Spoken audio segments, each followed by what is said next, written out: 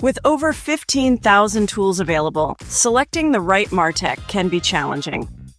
Meet the MarTech Intelligence Report's free buyer's guides, exploring specific platforms including purchase considerations, leading players, adoption trends, and more. No matter where you are in the purchase journey, MarTech Intelligence Reports can help.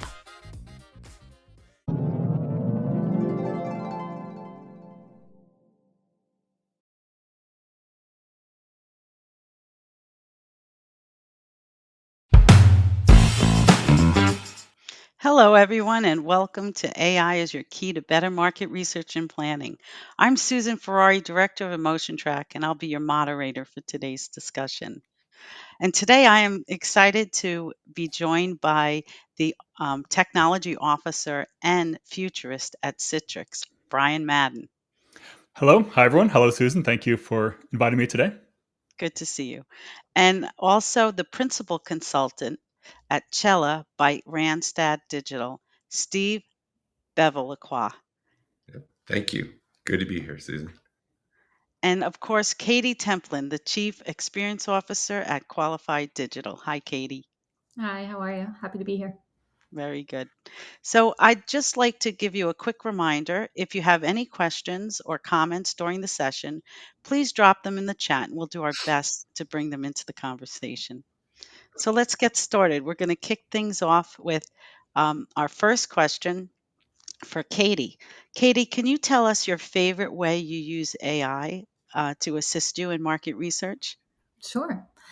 So I work for an agency.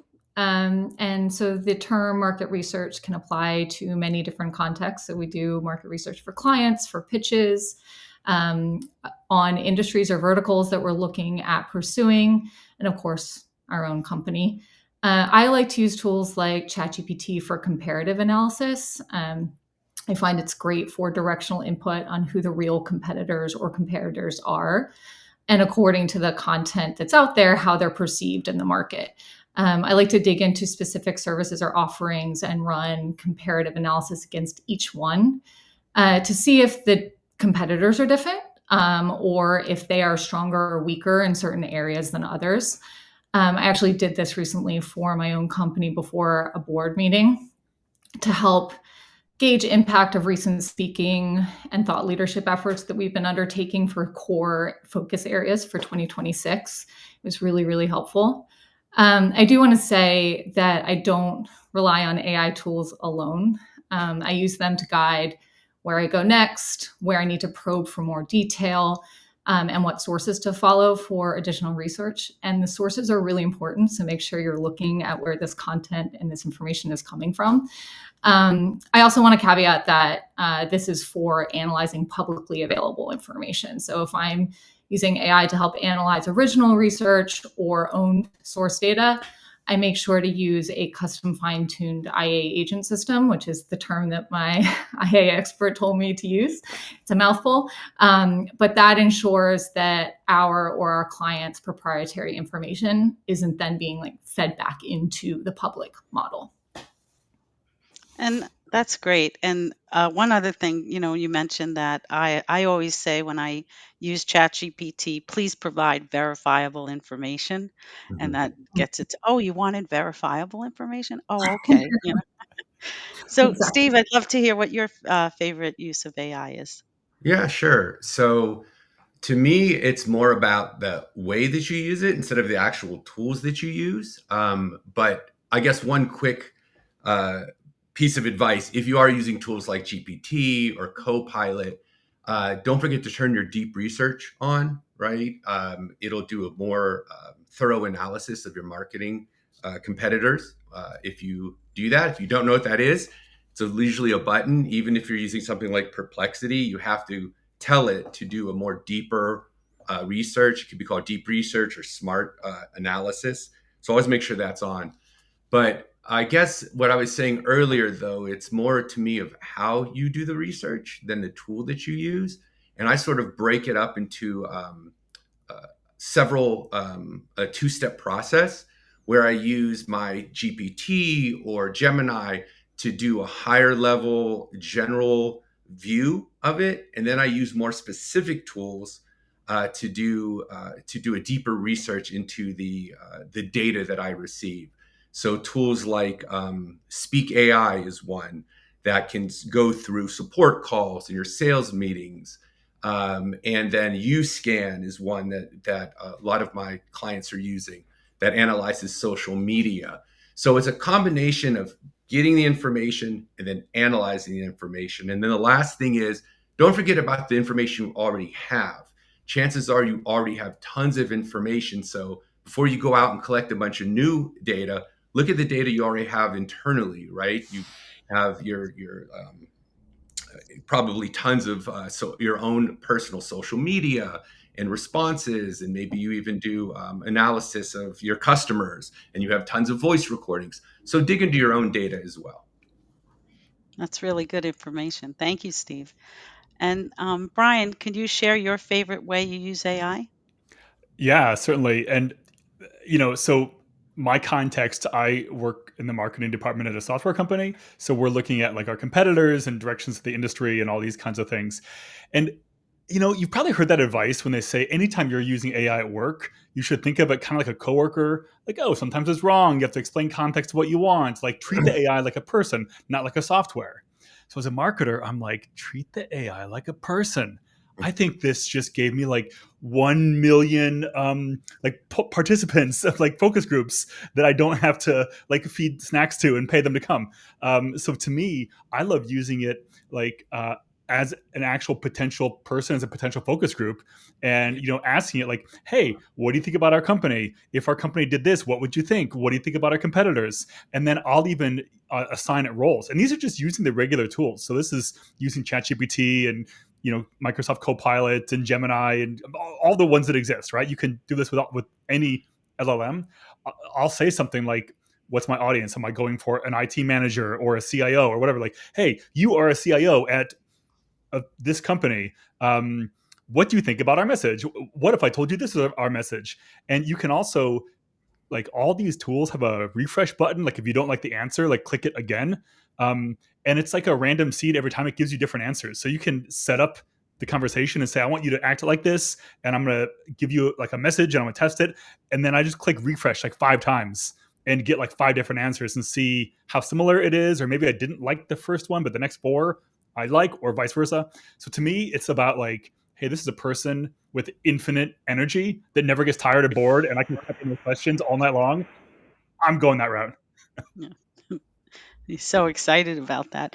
I'm going to share my favorite, and it's not an obvious one. I work in probably 4 dozen of these AI tools and platforms throughout my week, but my very favorite is Gamma. And the reason why is because Gamma is, I feel like Gamma is taking Perplexity and Claude and ChatGPT and PowerPoint, and pretend they had a baby, because Gamma is just an amazing tool to bring all your thoughts and all your information together and put it into a beautiful, concise presentation.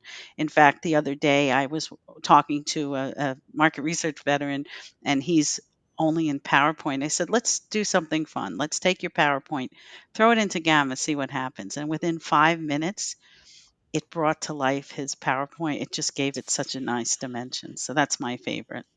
Yeah. So I think now we're going to launch a poll, um, so we can get to know the audience a bit better. Okay.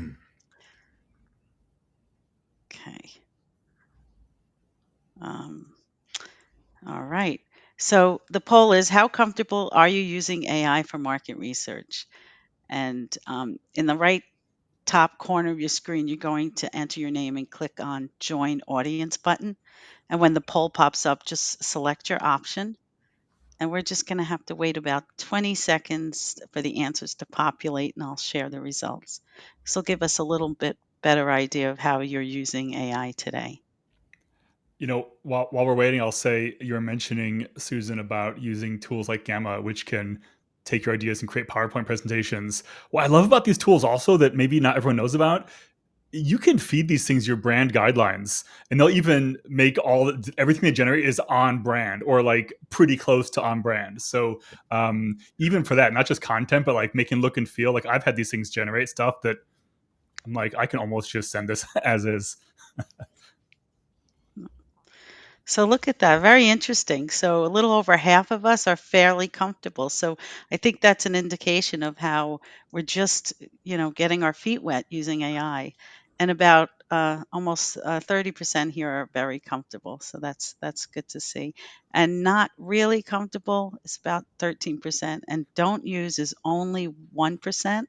Um, that's incredible. So 99% are using AI in some capacity. That's great. Very interesting. So now we know a little bit more about you, so that'll be great. So I'm going to start with another question for Katie. How do you use AI to actually gather customer data? That's a great question. Recently, my team and I have been using AI as a data science partner of sorts to analyze large data sets for behavioral and attitudinal patterns. So, as I noted earlier, we're using our custom fine tuned IA agent system for that to ensure that it does remain proprietary. Um, and to protect the data, especially if it's for our client. We're also using a combination of large and small language models, depending on the need. As when applicable, small language models can be much more efficient, cost effective, less lag if the query is appropriate than some of the larger models. But it's really all about fit to purpose and ensuring that you're using the right model for the right task. And luckily, we have internal experts that can help point us to the right one. That is not my full-time job, and it does take some playing around to make sure that the tool that you're using is appropriate for what you're asking it to do. Um, and again, with all AI, and you'll probably hear this from me a lot, it's imperative that you still keep human in the loop, right? Especially in something like this kind of work. So making sure that we have expert data scientists and segmentation research who are vetting the work coming out of these models, that they're really auditing how the models got to the answers that they did, so that we can hone in on the prompts and the data structures that create the most repeatable, reliable, and predictable results over and over. That's really good information. I like to use a web scraper sometimes just to scrape the internet and social media just to get that well-rounded customer data to see Mhm. what the outside world is saying about us. Um, and does anyone else want to chime in on how they use AI to gather customer data before I move to the next question? No? Okay. I could always talk, Susan, but if we need to Uh, move to the next question, that's fine. Katie no, kind of we'd did. we'd love to hear your how you gather. Well, I would Um, just, I mean, I just agree. I agree with everything Katie says, and it's good to hear that she's using it for a data science partner because that's sort of to repeat a little bit of what I said before. It's not Mhm. just gathering a bunch of new information, but synthesizing the information that you have. Um, I know too, I'm throwing a lot of different applications out there that I like to use because I think I don't know, when I come to these things, I always want to hear, well, what's new and what's hot and what are people using? Because, like they said at the beginning, there's 15,000 AI tools. There's probably more. Some of them are not good. Some of them are great. Um, but I know that two that are kind of surfacing one now is one called Brand Watch. I don't know if anyone's used that. And this allows you, these two tools both allow you to do something we haven't been able to do before, which is gathered unstructured data. And that's one of the powerful things about AI. So Brand Watch will scan social media. It's actually scans actual image of your products in the real world or your competitors. And even if it's not tagged, it can pull data from that. Another tool that is worth looking into, and by the way, I don't get paid by any of these. We're at Cella, we're agnostic. So just so you know, I'm not, there's no kickback or anything. These are just tools that I have looked into or my clients are using. Another one is Dovetail. So Dovetail is really interesting. It allows you to dump in a lot of information and then gather themes or pain points, so that you're not combing through everything for weeks. So just those are just two other tools you may want to look into. But again, my point is gather the unstructured data, and then synthesize and use AI to look at it and research what you have. Yeah, Dovetail is great for interviews too. We use that a lot for qualitative research. Yeah, great, Nice. good call up. Yeah. So now, I'd like to turn to Brian. So, Brian, how do you use AI to gather market data? Um, you know, for me, it's gonna be there's gonna be a theme in everything I'm talking about, which is at the end of the day, like we're marketing to humans, and so AI can kind of emulate a human. Again, I'm talking about just regular large language models, so like ChatGPT or Gemini or whatever. I'm not even talking about any proprietary tools. And um, we'll actually create sort of like synthetic profiles of people. So you can even take like if I wanted to say our target market, it doesn't matter what it's an IT director or whatever. Like I was saying before, you can pull people's resumes from LinkedIn and you can tell it like you are this person. Pull in blogs if there's someone who you like any person who you think is your target audience. Find as much content of theirs as you can. Give that to ChatGPT and say, I want you to assume the persona of this person, and then I'm going to ask you a whole bunch of questions like what's top of mind for you, what are you worried about, what are you thinking about, what's important. And like I said, I might even add in, I might ask the question again and again and get multiple answers, and I might take the same data and paste it into ChatGPT and to Claude and to Gemini and just get multiple perspectives that way. So for me, uh, what I'm really into these days is almost creating like a synthetic persona with this, and then just peppering that poor AI with like the million questions that my marketer brain just wants to know, and I'll use that like whether we're asking questions about the market, about the competition, anything like that. That's kind of my go-to nowadays. That's neat. You sound like a kid in the candy shop, Brian. It's So, I'm sorry, I was always that kid that's like why, but why, but why, but why, and you can ask these things and they don't even get bored. Yeah.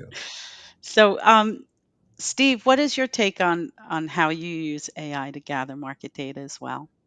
Well, I thought for this question, what I could answer it is maybe going back to some of the basics for the people who are just starting out. And I know you hear this, and this is probably the millionth time you heard it, but AI is only as good as the questions you ask it and the information you give it. So there is a lot to be said. Again, if you're starting out, how you frame your prompt, and that just like if you're talking to a person now. AI is not a person. I'll go to my grave saying AI is just a tool, even though gotten into many fights about that. I do believe it's just a tool, and like a tool, it needs a human to use it and to use it properly. And so, if you don't know how to write a proper prompt, watch YouTube for 5 minutes. I'm sure you could find millions of people telling you how to do it. But again, it's only going to give you the data back as good as the question you ask it. So make sure you're asking good questions. Um, so that's the first thing. And the second thing is, don't forget you can use AI to help you even decide what you're going to ask in the first place. So before you go out and say, "Hey, what is my competitor doing in this area, in this for this reason, or how are they using social media in this way?" You can start by just saying, "Hey, what are the general trends in my industry in this area?" So you can use AI to basically generate the question that you're going to ask in the first place. And it's really great at doing that. You could say, "Hey, what are the trends over the past 2 months in this area, in this industry?" And then that gives you an idea of what to ask. And don't forget, called meta prompting, you can use the AI to help you create the prompt to ask it when you go and do your deep research. Yeah, that's a great tip. It's interesting. I use a tool called Revin. I call it my super prompt tool. It helps me. It's Revven. It helps me create take my prompt and make it a super prompt. So I really enjoy Revin. Um, so I'm going to move to competitive data, and I just want to share a quick story with you. I went in and I recently asked I think it might have been ChatGPT, who are my biggest competitors, right? Now I know there's two competitors that weren't in that list that we compete with. And I said, what about this competitor? And it said, oh yes, that's a competitor. So you really have to, Steve mentioned, you really have to dig in to ask more and more questions, before you ask it, for the response. So I'm going to start with Brian on this one. How do you use AI to gather competitor data? I'll there's so many use cases, ways you can use it, and I'm sure y'all will chime in on this. I'll just say one thing I've been doing that's been kind of fun recently. So I work in marketing, like I said, but so not product management, but a lot of times I'll try to understand ourself, like just our own strategy in our company and like what should our strategy be, and I'll feed like AI on my own, just ChatGPT. Like here's all my blog posts, and here's our strategy stuff, and here's all this. Like, what do you think our next move is? What do you think we should do here? So I'm really focusing on us and our company, and like I'm kind of like checking out the product managers and seeing does AI say the same thing they're saying and everything. And I don't know, I did that for like 4 or 5 months, and I'm like, wait a minute, I can do this for our competitors also. And so I just go to our competitor, I put all its blog posts in, I put all their common stuff, I find their videos on YouTube, their strategy, their president messages, put all that stuff in AI, and I just pretend like I'm there, like I am a product marketer at X, and it's I'm telling this to the AI like to play like what should our next move be? How would you compete against us? Like I'm faking as that company. What would you do? And so it's like I'm not asking about our competitors necessarily, but I'm sculpting the role as if I were in strategy at our competitor and really digging in and like seeing how far I can get with that, and then using that as like, wow, I feel like I just got like our competitor's playbook opened up right in front of us. Yeah. So It's that I've been, almost like, I just want to chime in. It's almost like you created your own war room, yeah, right? totally. Where you're trying to calculate what that next competitive move is going to be Yeah, and you across can do your it in like competitor. 15 minutes instead of 2 weeks to set up. Yeah. That's great, great, great advice there. So, Katie, now that you have access to AI insights, how has it changed or improved your marketing campaigns? Yeah, I mean, I think the main change or improvement that we've seen is velocity, and Brian just hit on that exact point, right? We've always used data and behavioral segmentation. We've always done research before getting into a personalized program or targeting campaign, right? But what's changed is how quickly we can perform proper analysis, pivot against real time data that's coming in on those programs that have already been launched, or collect, excuse me, a directional POV on something when preparing sort of our hypothesis going into research. And I think Brian's example of simulation is another great example of how we're getting more data more quickly and at a lower cost, which helps us do more research for our clients. Because again, like I'm in an agency environment, and timeline and budget, as always, they're the top criteria, right? And so being able to get to somewhere faster for our clients has been really great. We're also using AI to automate next best action for a lot of these programs, to on or off ramp to other programs, or to the sales team, for instance, depending on what the situation is. Or in some cases, to trigger human outreach when the data is suggesting that there's a risk, right? That the behavior has changed, that it's trending in a negative direction. So the ability to design programs around sentiment or disruption of behavioral patterns has really helped us increase engagement, and overall customer satisfaction. It's helped with retention programs as well. Great. So I'm going to pivot a little bit back to Steve, to ask Steve about how you use AI to gather competitor data. I skipped that up for you, Steve. So How I use AI to gather competitor data. So again, what I should state is that I work for agencies. I'm not an agency, so I am not out there gathering competitor data. Although we do internally as well with our marketing team, of course, we have competitors. But what I'm giving is insights into what my clients do. But Some ways that they are using today to gather competitor data is, and this is to build off what Brian said, real-time monitoring. So this is something you might want to look into. So you can actually use some tools.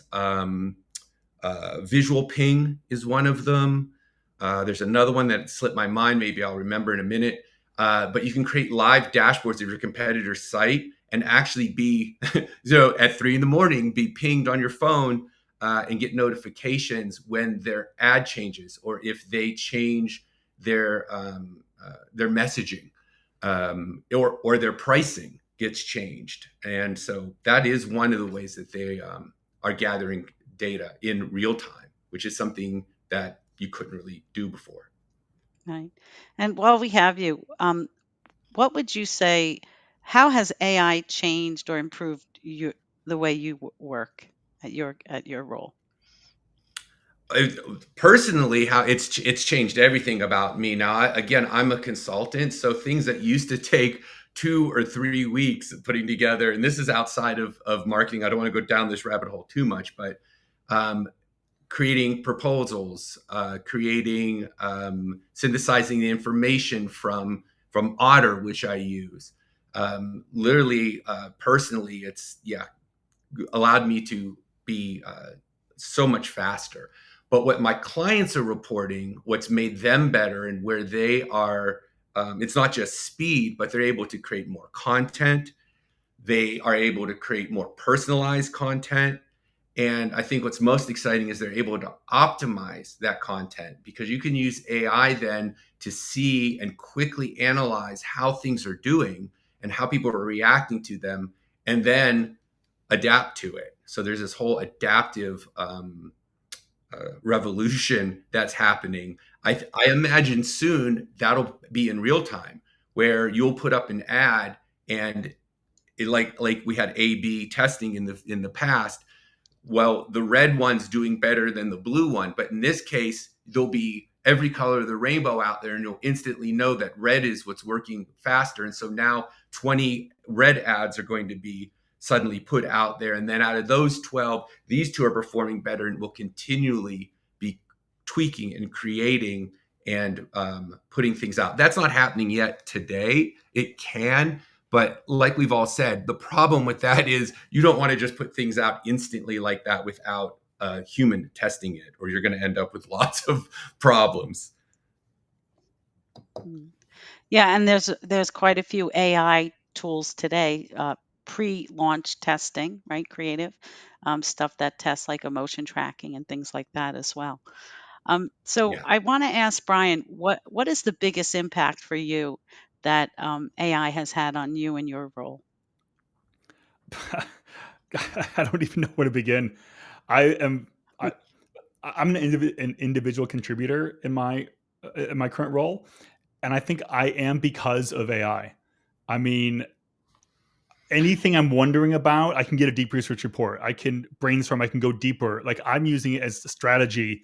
It's not about the doing of my job. I'm not really using it to write me emails or that kind of stuff, but just brainstorm, like gamification, strategize, like think through things, like plan out next steps. I mean, to me, I look at it as like a team of people that are like can consolidate into me, I guess, without having actual like real people. So it allows me as an individual contributor to do what I think would have been a team of like 3 or 4 people, 5 years ago. And the course of weeks, right, versus hours, right? Yeah, I mean, it's just it's because it's like, oh, I wonder if we should go down. I read some article, and I use the voice interface also. I have it typing, but like it types back the responses. But I just push the microphone button, and I'm like, GPT, like I read this article about this, and I think this, and what about this? And I wonder if we could do this, and it knows my context and everything I'm doing, and I'm just 2 minutes of word salad. And then, 2, 3 hours later, I come back and like there's a 30-page report, like really detailed analysis. I might not be reading that whole thing, but it's there to go deeper if I want to. So it's just any random neural firing I have that might be interesting, I can now have a whole report generated on. It would be so frustrating if humans worked for me. Luckily, they don't. The AIs work for me, and they don't care. I agree with Brian. Like if don't be afraid to use the voice feature, even if you stumble or say or it's quite amazing that it can figure out what you're talking about. Even if you go back and go, oh, no, wait, I didn't mean that. I meant this. I've been really impressed by it. Yeah. So don't be afraid to try that out if you haven't. Right. And those of you who don't know that capability, when you're on, even on your phone, on your chat GPT, you have a microphone, you have a speaker, you can literally have a conversation with your AI and have it talk to you, and you can mull over ideas with your chat, all vocally. and So and that's and there's good as well. two microphone buttons. There's the microphone button on your keyboard, which is your phone translating voice into text, where you're like, "Hello, please text Noelle and tell her." But you can also, there's a button inside the AI app, which is using the 100 billion GPU power of AI to decide what you said. So you can be on the airport tarmac yelling into it in a hurricane, and it's going to pull out all the words you said perfectly. So use the Right. microphone button in the AI app itself and just talk to it like a person. Yeah, it's interesting hearing everyone's thoughts. It's also, of course, the applicate how we use these tools.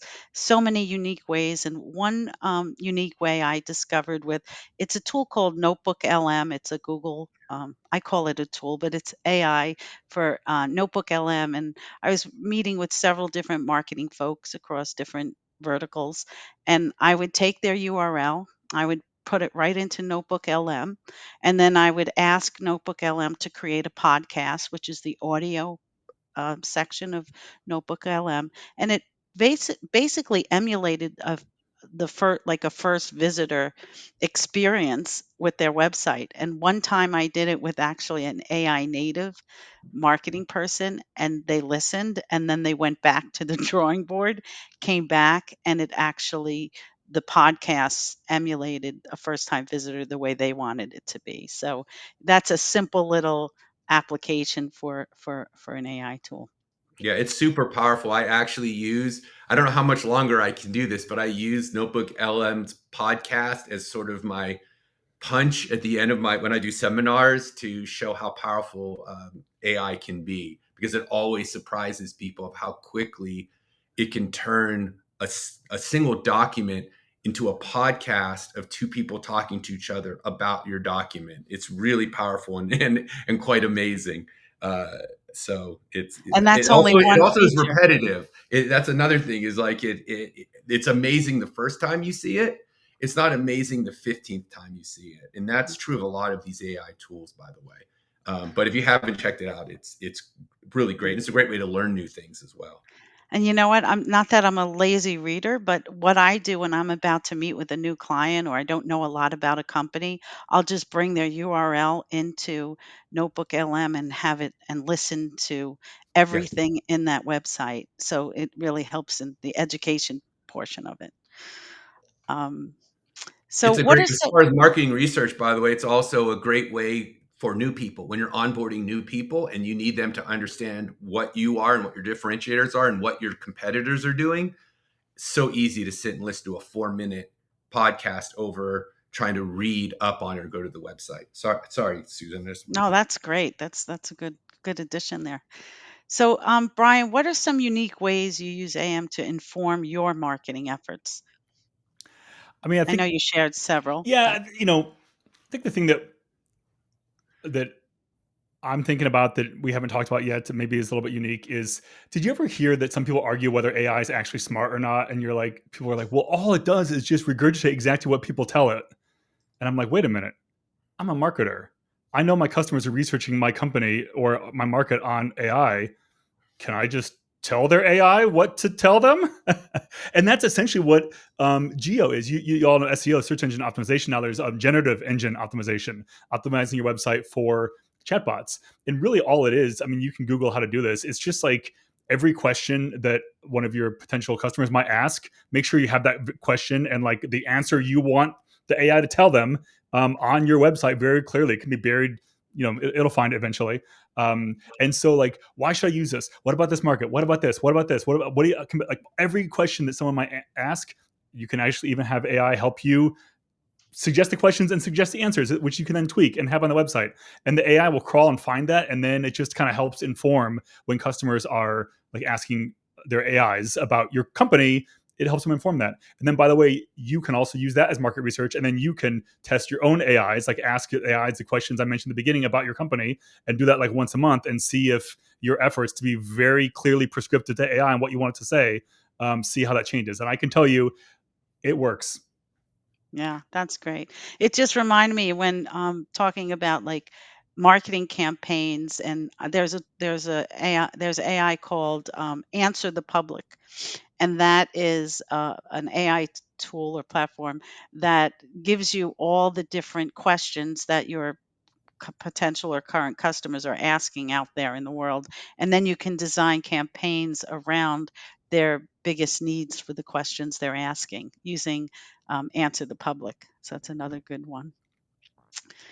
Um, do you have anything to add there, Katie, in regard to some of the new unique ways you use AI to inform your marketing campaigns? No, I mean, I think we've covered a lot of it. I would say one of the things that we haven't talked a lot about, and is probably something a lot of folks on the call are already doing, is just improving internal efficiencies, any redundant tasks. We put out a lot of RFPs, we put a lot of SOWs together, things like that, and finding the commonalities and helping us to more quickly spin things up. Obviously, going through and making them unique with, you know, the expertise that we have on our side, but it certainly helps us get things done more quickly and spend more time putting together a thoughtful response than sort of the redundant boilerplate stuff that you see coming up over and over again. Right. You just triggered something about RFPs, right? And Mhm. SOWs. Mhm. I used to spend painless hours putting together RFPs. Now with, especially with GAM at the end there, but being able to gather everything and know everything there is I need to know before I even issue the RFP. And then I ask AI, what is the best way to accomplish the needs of my client? In this RFP that I need to highlight, things like that. Mhm. And we're all great we're all great marketing folks that know how to ask questions, and that's really the key to AI. You have to be a really good questioner, and yeah. So That's Mhm. great. uh, yeah. So I think we're gonna. Is there anything else you want to share on your AI journeys to the panelists? No? Okay. I'd like to open up some Q&A. See if we have any. Okay. I was going to say while we wait for Q&A to come in, Susan, so we just recently created an RFP notebook, which we talked about Notebook LM, and there's other tools that do this as well, but real powerful, real easy. You throw all of your past RFPs into Notebook, you just load Right. them in, and so then when a new RFP comes in, because you know how this is, you go, oh, I know we answered this question before, but you have 100 RFPs from the past and you don't remember where it is. And it's like, I know we had the perfect slide for this. So you put in all your PDFs or Word doc, it doesn't matter what they are, right? And then you could say, hey, here's the question on the RFP. And it will not only tell you the answer, but it'll put a little source note telling you where it pulled that answer from. So if you're like, I need that slide, you click on that, it's going to open up the PDF and show you that slide. So it's a great use of that tool. That's really great. Our first question we have actually is for Brian. How the audience wants to know how you factor in bias into what you do. Well, luckily, what I'm doing is very low stakes, and so like it, it, everything I described, I'm not using it for HR. I'm not using it for hiring decisions. I'm not using it for like as a primary source for any kind of one decision.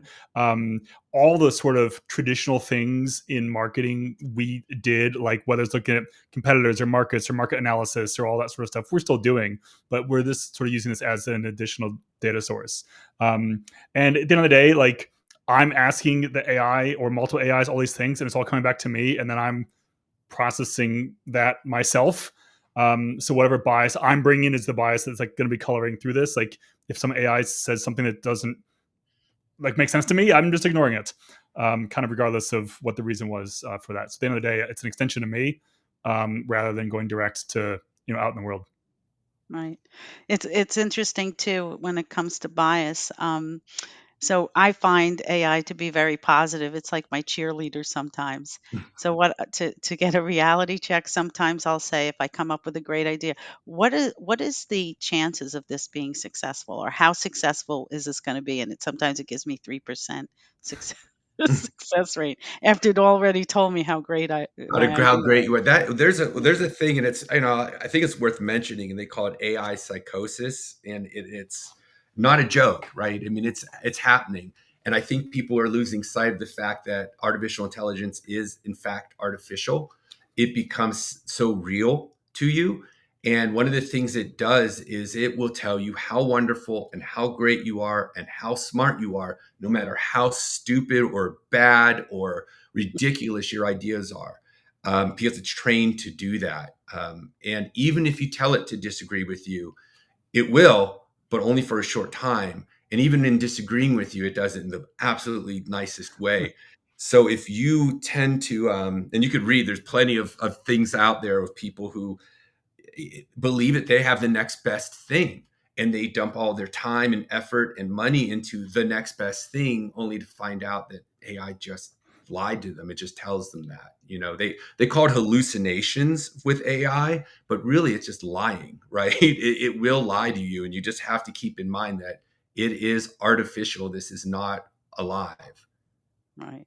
And sometimes the AI response, they feel the need to answer the question exactly the way you answered it, even though they don't know the answer sometimes, right? Correct, I, right. If you force it to, or you keep asking, it will answer you without knowing the answer. Yeah, right. absolutely. It never I says, had I don't know. right. So I had a friend of mine come to me. They know my background, and I advise on AI. And he owned insurance broker company, and he goes, "I came up with this great name for my new brokerage. It's called Death." Oh, he was an insurance term life insurance. And he said, Death Income is, I bought the URL. It's great. I go, did you test it? Did you ask him? Oh yeah, it's great. So I went in, of course, and I did um, my queries, and I found it wasn't that great. So we went ahead and developed a new URL for him, calling Plan Ahead. That was the name Well, of that's his that's agency. that's a But great story. And look, you yeah, can use AI properly. You could just say, "Tell me why," and what was it? Death what? Death Income for an insurance Why? company. Tell me why death income may not work. Why is it? If Well, you that's ask what I it to did. tell, Yeah, yeah, instead of saying, "Tell me why it's great," you take the opposite way and say, "Tell me why this doesn't work." You're going to get a different answer. right. Or Mhm. asking, like, what are the risks involved if I move forward with X, right? Um, yeah. And then it tells you, well, you're going to go broke in 3 months if you don't raise $2 million. Correct. Oh boy, maybe I might not want to go that route. Sure. Or better Yeah. yet, ask it to give you a compare and contrast, right? Just say, what are the good things and what are the bad things? The pluses Right, and minuses. right, right. I think this So goes then, back to the source piece too, just because back to the point that it will tell you what you want. People often go into queries with an objective, right? What they want the outcome to be, especially when it comes to data. So just make sure that you're looking at the sources because they will make up sources just Yeah. to Yeah. answer your question. So Yeah. Don't ask, why am I better than my competitor? If you ask that question, it'll always tell you you're better than your competitor. yeah. yeah, it's very good points. So the next question is anyone working with AI prompts that challenge the context window size, in other words, tokens, that the platform can handle? And if so, what kinds of challenges are you finding that exceed current limitations? So this has to do with anyone working with AI prompts that challenge the context window size. I'll say number one, all the different vendors have different context window sizes. And number Mhm. two, the more you pay, the longer your context window is. So there's a few different ways you can solve this problem. But also, some of the AIs will just tell you as you're getting towards your limits. And then you can ask it, please summarize this conversation because I'm going to paste it into a new conversation, a new thread, and continue it. So that's actually maybe a best practice anyway. After you've been talking for a while and you've got 200,000 words in your conversation. Cut this down to like 1,000 words, and then cut and run and start over again. So I'll do that quite a bit as I touch around Yeah, context and limit. sometimes you just use AI to cut it down for Yeah, you, right? exactly. That's what I'm saying. I'm the AI. I'm not summarizing it. The AI. I'm Right, like, right. I'll tell it too. AI. You can be very explicit with it. Like, hey, I'm gonna start a new conversation and pick up where I left off, so that we have a clean context window. Please summarize the conversation to get it ready for yourself to keep on going. And the AI is happily like, yes, there you go. Yeah, I've not experienced it with the clients, and we have quite a few of them. They're all Fortune 500, running out of tokens or running into that problem. Of course, I've not asked, so I mean, I think I will now and see if anybody is experiencing that. I do know GPT in January, I believe, is going to release the next version, which has persistent memory, and I don't know if that's going to help that problem. But it's now you don't need to go back to your chat. It's going to actually remember all of your chats, or at least the big parts of it. I don't know how it's going to have the information, or the data storage to do all of that, but Right. that's what they're promising, and that's what's next on the horizon. Well, this was a great panel. Thank you so much for joining us. Thank you to all our panelists, and I hope you have a great day. Thank you.